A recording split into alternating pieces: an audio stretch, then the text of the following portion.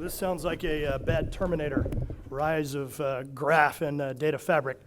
So thank you so much for the first set of slides. I've got a few that actually are going to add on to that, so hopefully this will be exciting for you. Everybody today said, man, graph is happening. I really need to know what this is. I hear these stats, all right, Gartner's out there, 51%, we're going to be adopting graph. And look at all the projects that are going on in graph. It's this new technology. You got to know what it is. And the funny part about it is, and then everyone whispers in, so what is graph really? What is it really? And I've got a lot of SQL, and why can I not do it with SQL? And that's really an interesting question because everybody has SQL. We have just about every possible flavor that's out there.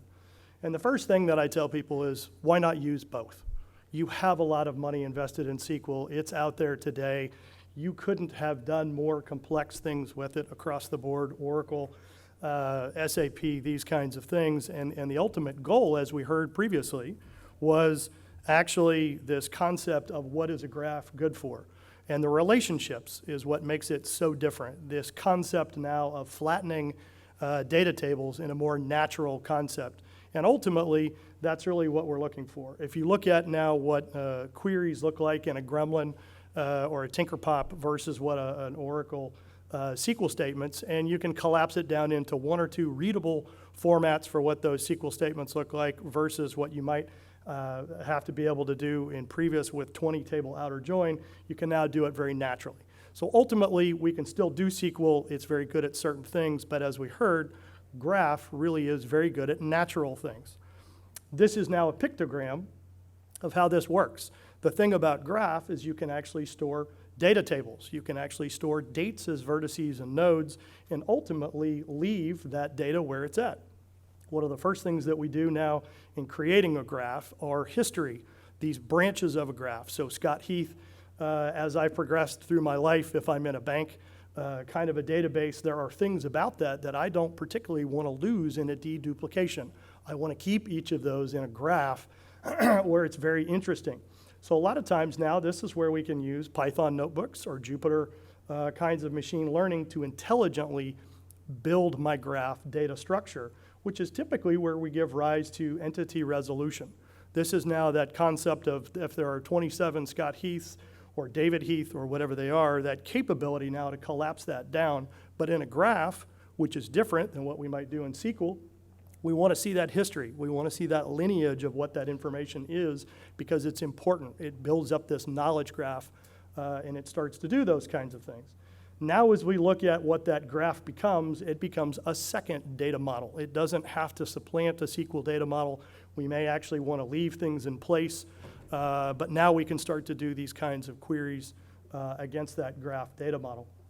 The other big concept that we do here now is with a graph database like DataStax, now we can start to use the power of basically Solr. We can look at what we can do with Spark. So analytics and powerful search in a graph can now speed things up incredibly. So now it's not just a flat visual of a graph. And then ultimately now we can query that graph with machine learning. We can start to do some algorithms, and that's what we'll, if you stay with me now, that's where we'll start to go. So nobody hasn't heard of Netflix, right? Everybody uses Netflix. One of the things that's so important about this is that personalization. Whether you know it or not, Netflix and Amazon are building graphs on all of us, good, bad, or other. That's what happens is your selections, your recommendations, all of the things that you like and don't like, and it's not even as much as the movies that you watch, which are important for them, but more importantly, it's what didn't you like. It's what did you like and what did you recommend, because now they can actually start to do similarities to say, well, if this person liked that, then this other person has 3 of those similar knowledge graph attributes, then perhaps I should recommend to that other person. So if this isn't sort of the instantiation of graph, this is really sort of the tip of the spear. So great, Scott. Graph is fantastic. And now you've told me that I can do all these wonderful things, and we know kind of now why SQL isn't there. But what is it really, right? And that's the funny thing is that graph has been around since the 1700s. Euler first brought us the idea of graph theory so many years ago, and it's a concept that is exactly that. It's relationships instead of flat data tables. And if you remember two things today, you'll remember what I'll tell you here in a second about Katy Perry and Barack Obama. But the simplest is it's merely a vertex and an edge. How are they the same and how are they related? They basically can be something as simple as Jamie follows Katy Perry, and it's just exactly that. So now let's look at it in a banking context. So what happens now is Jamie has a relationship with Christine. She actually is his financial advisor, and then Jamie owns a home mortgage. What does that mean? Is that everything that we do today, and we've all heard about this, how can you avoid it, is what social graphs actually bring to us. So everything that we do, where we post, how we post, our friends, what they start to look at is all graph natural sort of information that's out there. But now, how do we harness that in a business context? First funny joke. All right, so this is the awkward silence portion. What's the difference between Katy Perry and Barack Obama in a graph? Okay, first answer is Katy Perry has purple hair. Okay, the other thing is that Katy Perry actually has more Twitter followers than Barack Obama. So what does that mean, though, just because there are different ones? Well, it's actually now the centrality. What we find then is her centrality and his centrality are very different. His influence, because he has more followers that are more connected than her followers, which means that when she tweets, she hits a very high threshold very quickly, and then after that, it tapers off. Whereas if Barack Obama tweets and continues to retweet, his influence, because his followers are more connected, can actually now prove more powerful in the long term for certain categories of things. Those of us that are in business, this becomes something that's very important. So for instance, what's the difference between a travel agent and a human trafficker, right? Very similar, which is a travel agent has lots of people that are unrelated that coordinate for travel. They may want to go to Vegas, but we don't know each other, right? This connectedness, if you will, is not very heavy. Now, a human trafficker, unfortunately, they have recommendations. They actually have centers, if you will, in the visual of what that looks like. And so now you can see why typically graph is one of those items that is used quite a bit in fraud. And I've got a quick demo that I'll show you of how that works. But this is just a simple analogy of why and what power graph can hold for you. And remember, we're not supplanting a SQL, but we can now create this second data model. Now we can start to do things that matter for our business. In this case, if I'm actually in a banking, it may be interesting for me to do clustering. What are clusters of information that I may have in my knowledge graph of what a customer data segmentation might be, so that instead of sending out targeted emails or perhaps sending information to different groups, I want to see behaviors. I perhaps want to see patterns of buying, and then whether they're good or bad outcomes, I can start to segment that. Now, the way I do that now is I can use this graph database, and I can actually use some of these built-in algorithms that you get, right? So things that are natural graphs, for those of you out there that are doing anything with customers, Customer 360, every time any one of us calls into a call center and logs a complaint or some sort of something about our bill or anything like that of any kind, all of that knowledge is a natural graph concept. So that's why we see a lot of times this capability for Customer 360 to say, hey, that's a natural graph use case. And we can start to explore those causalities, and in many cases we can start to identify things that we'd never known before about how those interactions work. Networks. So in this case now, if we're doing any sort of charges or ACH, wire transfers, anything like that that's conceptually transferring from one to another, again, becomes a natural graph. And these are the same kinds of things that, again, we can use in a positive use case for Customer 360, or in many cases, a negative use case, which might be fraud. Master data and bills and materials. So supply chain, natural graphs. We can start to look at parts and products. We can do recommenders for low inventory. We can start to do recommendations on path optimization, routing, and those kinds of things, simply because the graph naturally fits into what the supply chain can offer. And these are the graph algorithms. And for those of you shopping at home, there's a link at the bottom. I would highly recommend that you go look up those algorithms and see what they are, because these algorithms now are quote unquote for free. Is by putting it in this graph data model, we can start to see things like shortest path, water connectedness. That we talked about what centrality looks like. This idea now that we can start to run very simple, extremely powerful mathematical calculations against a graph, which is why originally one of the questions was, why is it so fast? Is because now graph is optimized for these kinds of queries, and we can start to look at terabytes of data in real time. That's how Netflix does it. That's how Amazon does it, is they carry that information. They're able to do some caching with search, and that's the other concept here, is that graph by itself is powerful. Visualization, as you'll see here in a minute, is powerful, but the true takeaway concept is that ability to do at scale search, right? And then that analytics, whether you do it offline, et cetera. But it's that powerful combination of those multiple aspects that really give rise to this real-time dashboard. So here we are. Here's an example of one of those dashboards. If I'm a user, can you tell where the graph is? Kind of, it's in the middle, right? But if I'm a user, I see things like, I see colors, right? I see the fact that things are yellow. That's, in this case, that's one set of products in a bank, which are wealth management kinds of products. I can see things that in blue that are my business banking, and I can see things in green.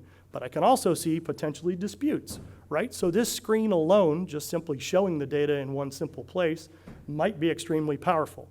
But now we get a hint of what graph can do for us over on the right, which is this slider or customer journey match. So now that I've seen three things that lead me to the positivity of saying, well, there's only a couple of things left, perhaps I can make some very special recommendations or some things about this particular customer journey when I'm on the phone.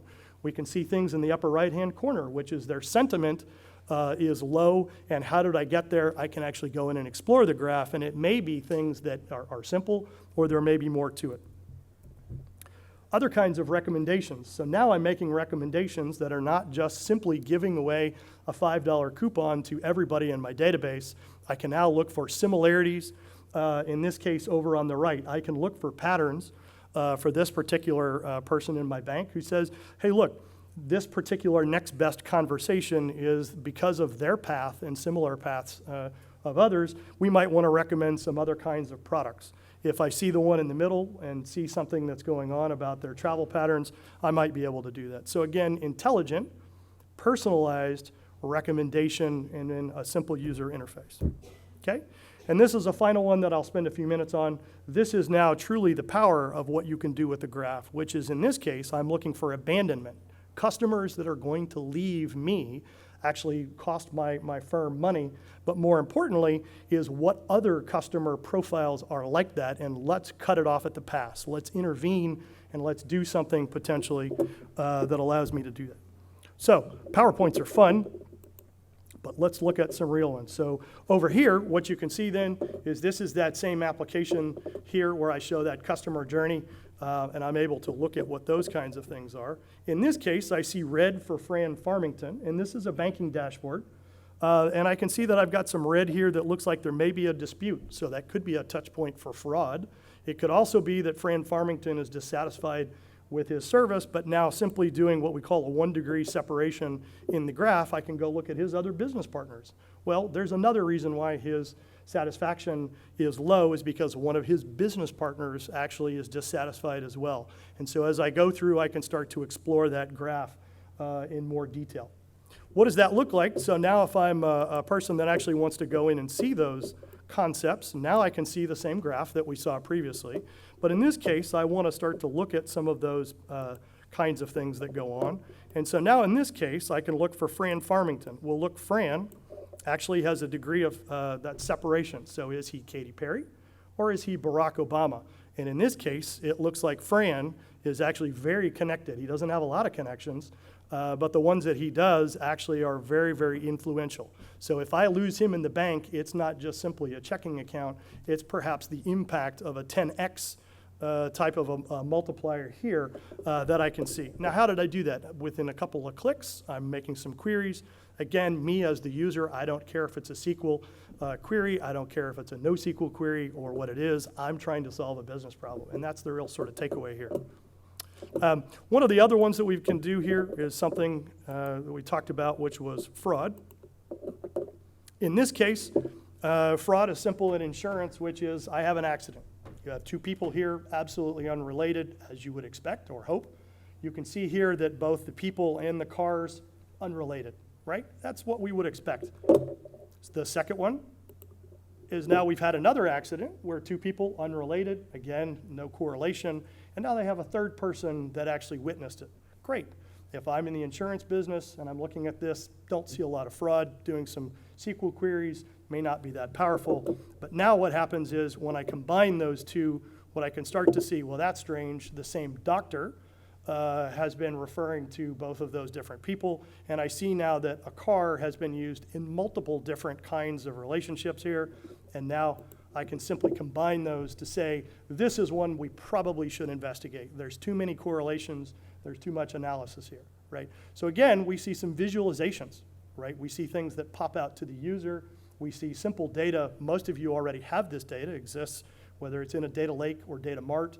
And ultimately, what we're trying to do here is through the power of the graph, in addition to the simple query set and then visualization, is make it useful, right? So how do we go solve, in this case, it's a multi-million-dollar business case with an ROI that happens in 3 or 4 mouse clicks. We saw the same version in Customer 360, et cetera. So hopefully, as everybody recaps, what's the difference between Katy Perry and Barack Obama, and that graph visualizations are pretty powerful. We have some more blogs on sort of how machine learning can come in, so customer satisfaction, machine learning kinds of things like that. And then as we come back to our PowerPoint over here, one of the core precepts you heard me talk about was this context of always being on, right? So our partners at DataStax, one of the things that they bring to this party, if you will, is this concept of how I constantly have it up. It never goes down. And with a ring architecture, now graph can be in one of the nodes, can be in multiple nodes, and now you have Spark and Solar, so you can do things at scale. And ultimately, when you talk about a real-time recommendation like a Netflix, that's how they do this, is they use DataStax, and that's how you can get that performance as you go through that. And these are some of the customers. So we heard today that, hey, billions and billions of rows are being put in graphs, and I can tell you that some of the customers we're doing here today, Customs and Border Patrol just did a press release with us in DataStax, and you should go read up on that. This is what you think it is, and it's what we all thought was there, but now they actually have it. So it's that ability to find relationships for things that, as they call it, treasure mapped or invisible in a standard sort of SQL query or sort of a flat data schema, is how do you show that connectedness and what that really means that's out there. And again, whether it's Customer 360 or supply chain, across the board, graph is really good for all those different categories. So with that, questions? So U.S. Customs Border Patrol is your customer? Yes, joint customer with DataStax. Sign that contract. I'm sorry? Did you sign the contract? I probably can't tell you, but there is a press release that you can go read. What year? It's been, Mark, what was it? It was like a year. Where's Mark? There he is. Before or after January 20th, 2017? That one I couldn't verify. Obviously, there's a joke in there somewhere. Okay, other questions? Yes? So once you actually have the graph, this is something that we're dealing with, there's a lot of open source Yes. things that you want to look at. Yes. But then you come into the problem where you're looking at different schema, different hierarchies, different relationships. So are there effective ways of integrating two graphs together? Do you have different products of graph that you're integrating together? Do you have different query patterns that you're integrating? What's the? Yeah, so for an example, if you have a graph that is based on named entities, right? Okay. Personal names and company names, for instance. And this thing is only used for products, so products that mention these people, right? Okay. So like news or person like that. Then you also have your customer database, which actually has a lot of overlap with that. You think, okay, Yes. right? But they were built separately, so now, you know, you can use some machine learning for some fuzzy matching and some other things like that, but it doesn't get you as close to what you need, especially when you have a very large data set. Right. So are there any, Absolutely. But the thing that what I would say is the standard rules of coding apply, which is the gravity of a good data model. It's the same concept, right? So when you build a graph data model, you may have to go back to that step and create now an integrated data model that includes those two data sets that are in there. Now, the good thing about a graph data model is that it looks very much like a logical data model versus a physical data model. So you may indeed have to go back and do that. The second question then is your query patterns. So as you're building the data model, what is it you're ultimately trying to query for? Are you looking for products and for customers, or customers and products? And how big are those data tables? And you may then lead back then to that data model that creates now a different view of what that is and how you do your vertices. You may look at it over time, and you may decide that you actually want to do time as one of your vertices or a node to make it more optimal. So unfortunately, you're probably back to the data model discussion, and we can talk about sort of how you do that. But that's really what it sounds like is at that first stage is building a better data model. so a follow-up question? Sure. About your actual product, I think you have a product. Yes. So are you saying, and it sounds like you are, that you can change and update the data model? Because there are a lot of other similar products where the graph database is sort of once you have the model, you can't really change it. You can, and so you have to be careful, right? And that's one of the things that actually the DataStax product has, something called Studio, where you can actually go in and visually represent it. It doesn't look like the end user application, right? But you can actually go in and do those tests and those queries, and you can actually use it. It's pretty powerful. So if you stop by the booth, I think some of the folks there can hook you up on what that Studio looks like. Some of the other tools have the studios and some of them don't. That's one of the reasons why DataStax, the tool is actually pretty powerful, is you can actually do it before you roll it all the way out to the user. Some of the things we talked about today that you may do in your queries may actually be non-visual. So entity relationships and those kinds of things. Any other questions? Great, thank you.